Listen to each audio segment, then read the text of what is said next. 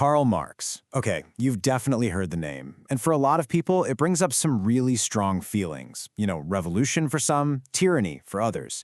But who is the man behind the ism?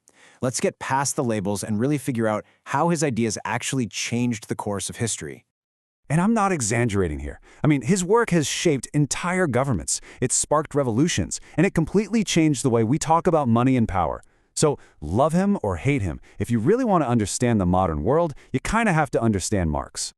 So who was this guy? How did a 19th century German intellectual, a man who spent most of his life totally broke and living in exile, end up writing ideas so powerful that we're all still arguing about them today?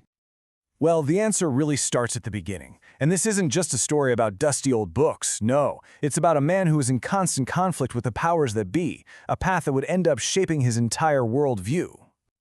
You can see a pattern in his early life, right? He starts with this intense intellectual curiosity, and it's always followed by political trouble. He was born in Prussia, got drawn to radical philosophy, and then became a journalist. But surprise, surprise, the government censors shut him down almost immediately. And this just kept happening. He got kicked out of Prussia, then he got kicked out of France, before he finally found refuge in London as a stateless exile. And you can really see the transformation here, from this fiery young student to the determined, bearded scholar that we all recognize today. A huge turning point came in Paris back in 1844, when he met Friedrich Engels. This meeting kicked off a lifelong friendship that would go on to produce some of the most world-changing texts in all of history. So what was this big idea? What was he writing that was so dangerous it literally got him thrown out of 3 different countries? Well, it turns out it was a completely new way of looking at history itself. He called it historical materialism. And the core idea is actually simple, but it's incredibly radical. Marx basically said, look, history isn't really about great kings or big ideas or some divine plan. No, it's about the economy. It's a constant struggle between social classes over resources, you know, the stuff we need and the tools we use to make that stuff. For Marx, the question that really drives history is simple. Who owns everything and who's doing all the work? And in his time, he saw this conflict playing out between 2 main groups. On one side, you had the bourgeoisie. These are the owners of the factories, the land, all the capital. And then on the other side, you had the proletariat, the workers, the people who had nothing to sell but their own labor. For Marx, this division was the absolute heart of capitalism. And Marx saw this whole system as a ticking time bomb.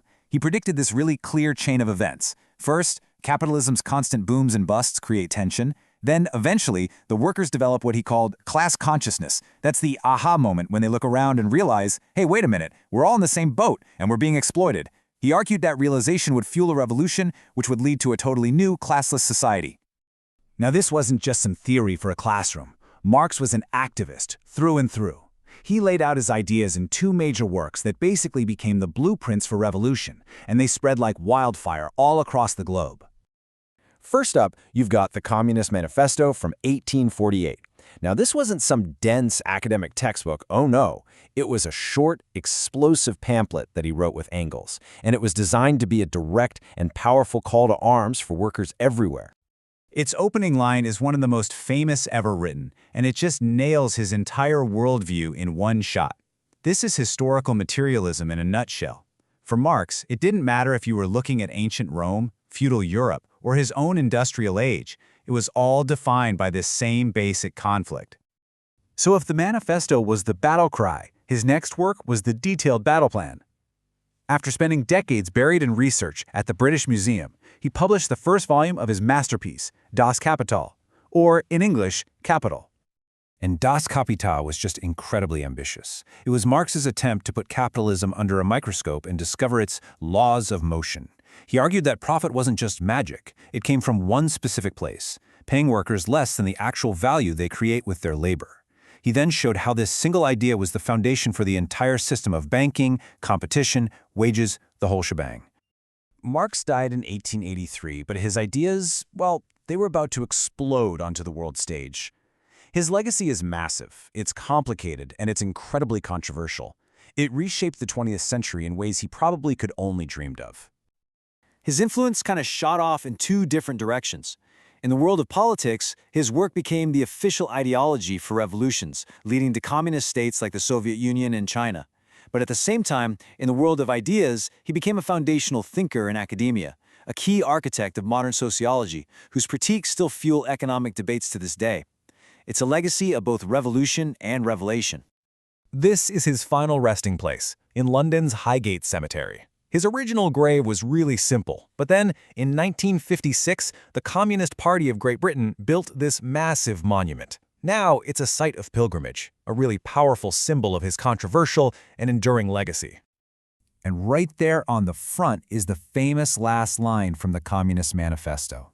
For Marx, this wasn't just a slogan, it was the entire point. If capital was global, he argued, then the workers' response had to be global too.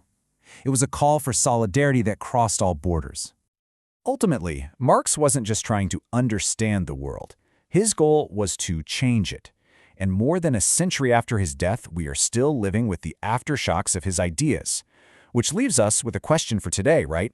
In our world of gig economies, billionaire capitalists, and growing inequality, are Marx's questions still the right ones to be asking?